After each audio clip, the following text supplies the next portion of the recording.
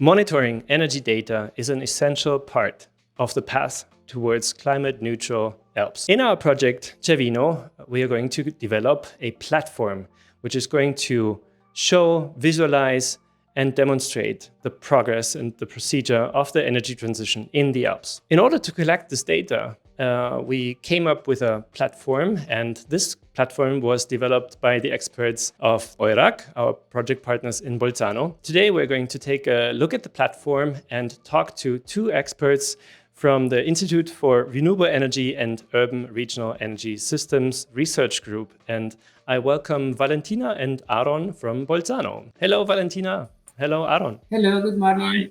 Hi, you can hear us well. You're live in Bolzano. First question, Valentina, can you describe to us and the broader audience what is the energy survey? Thank you for this opportunity.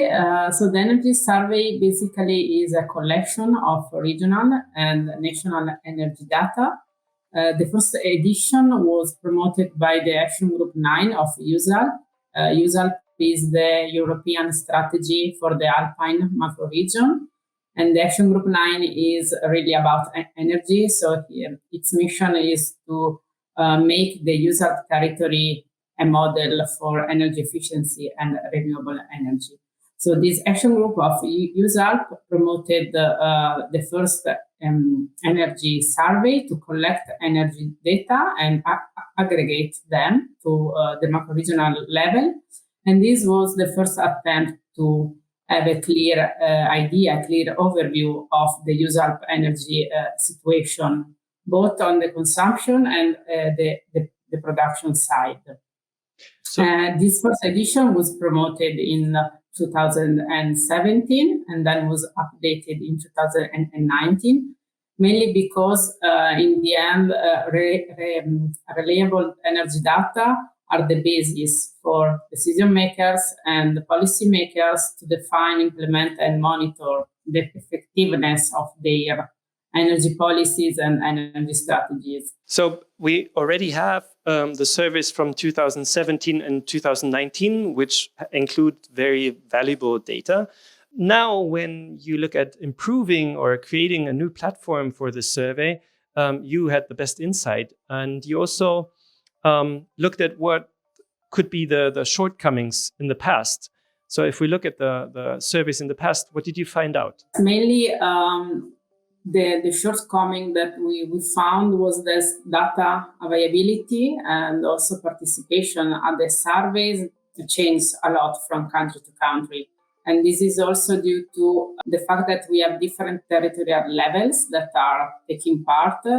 So this is the main point. And the second point is that we also identified some categories of data that regions find it more difficult to collect and to include in the survey. For example, we found that data on heat pumps are quite complex, and so Alpine regions had some difficulties to give us the data. The data, yeah. Maybe we can take a look at the graph, which was also included in the current report that is published on our website of the Cervino project. And what we can see here is the different categories, right, Valentina? Maybe you can explain a little bit about this graph that we see. The idea was to have different categories of data and also then some subcategories. And there was a quite big amount of data, but this was, let's say, a shortcoming maybe in the past, and we are also addressing it in Cervino. So what we can see here is that general energy data is widely available. Is that correct? But the more you go into detail, and as we see on the bottom, heat pumps, as of course it's a pretty newly developed technology compared to hydrogen or hydropower, sorry. Of course, the way to monitor the establishment of those is really hard for now, it seems, for the regions. Yes, also because there are some renewable sources, for example, that regions are more used to have in their territories, and for the energy supply. So they maybe have also historical data about some sources, and they have less data about other kind of energy sources. We talked about what are the shortcomings of this survey in the past, and now we know kind of like where maybe it's headed in the future. You mentioned already it's the regions in general. Who's answering? Who's providing this kind of data in the past?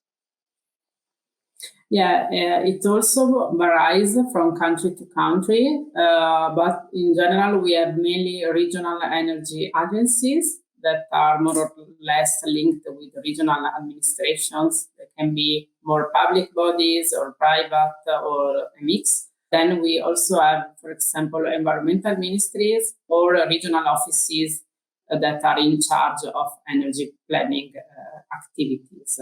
But we are always speaking about Alpine region, so regions that are part of this EUSALP macro region. When you talked to the regions who took part in the previous surveys, did you get an impression of what tools they use? Because I think that also is a big part of this platform in general, that there might be some different tools in place. Yes, in the previous editions, we provided an Excel file, let's say, to collect data.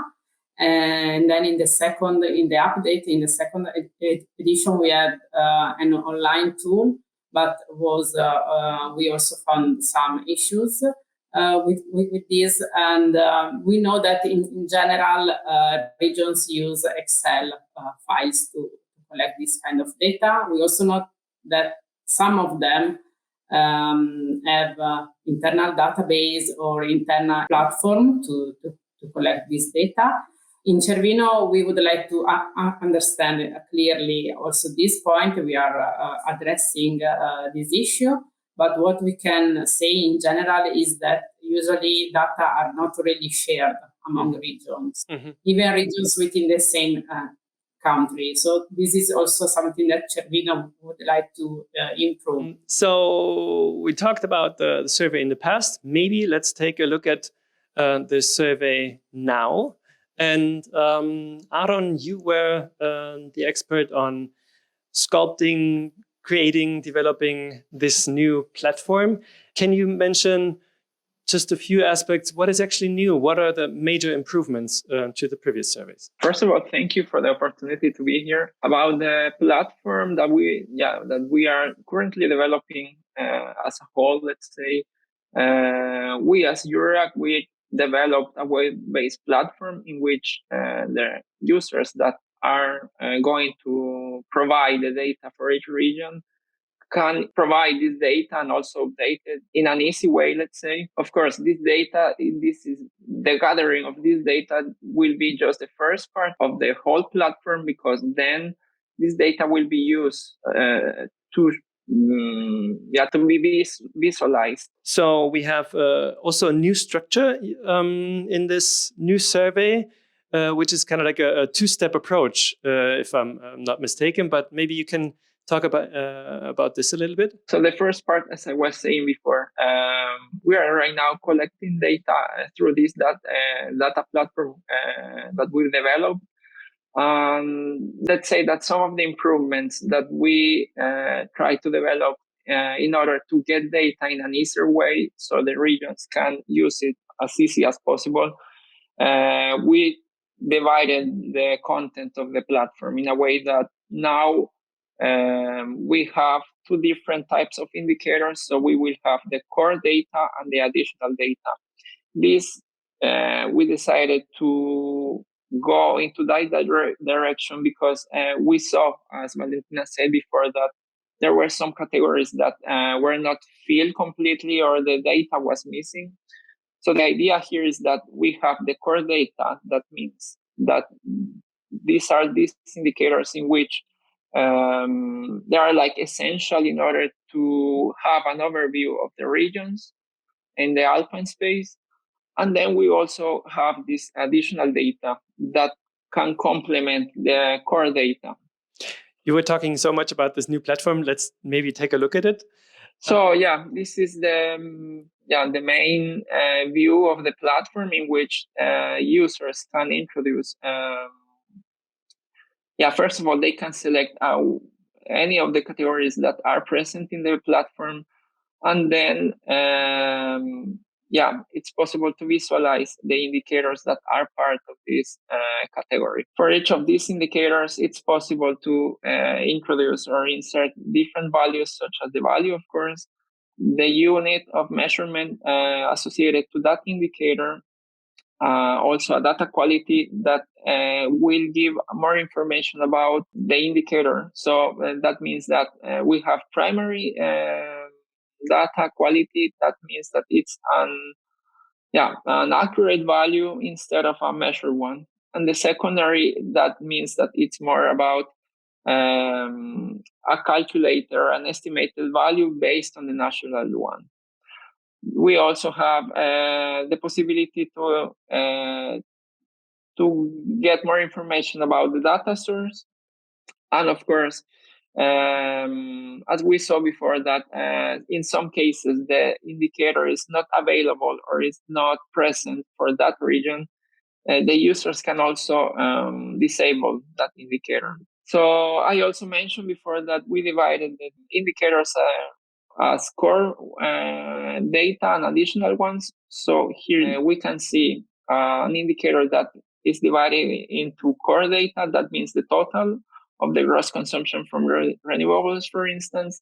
And then we also have the additional data with more information about that indicator. Also, what I just noticed is you also have the possibility to type in various years. So at the top, we see currently you selected 2020. Users can introduce data from different years, from 2018 to 2021. And then we can also expand it for next years. In general, how it works, whatever data I have, I can include the units. I can also say if it's a primary or secondary data, how kind of like reliable this data is. We can compare maybe years to years, but also regions to regions in various years once we have the data in there. Maybe one more thing, how do I get access to this platform? Where do I have to register? If you go to this link, cervino.urac.edu, you are going to see this login. And then in order to if regions would like to join, they just have to click here and include their data. So, and select the region of interest. We are going to receive the request and to register the user into the platform. Okay, perfect. So thanks so much. We're going to do a little in-depth or deep dive platform video. Thanks for now, Aaron, for showing us the platform. Now we looked at the past. We look at what the survey does now. Let's take a look into the future. Where do you think this survey can go? What are the potential improvements maybe for the future for version 2.0? We are discussing with regions and with Italian agencies that are in charge to collect data at the national, but also at the regional level, to see if we can gather data directly from them. So if they have a website with this data already online and available, or if we can, let's say, put in place a sort of collaboration. So we will allow that this tool will live also after the project, and that the tool will be more automatic. So something that is periodically updated. And we would like also to do the same with the other countries in which EUSALP regions are placed. The long-term objective is to have this survey periodically updated, and so to have also this big picture of energy data and data sharing among regions also in the future. Thank you very much, both of you, for taking us into the energy survey universe in the Alpine space. If you want to find out more about this project Cervino and the energy data platform, feel free and visit our website on alpine-space.eu/project/Cervino. And also we are on LinkedIn and YouTube. So hit like, hit subscribe, if you want to follow us in the future again. Thanks and stay tuned.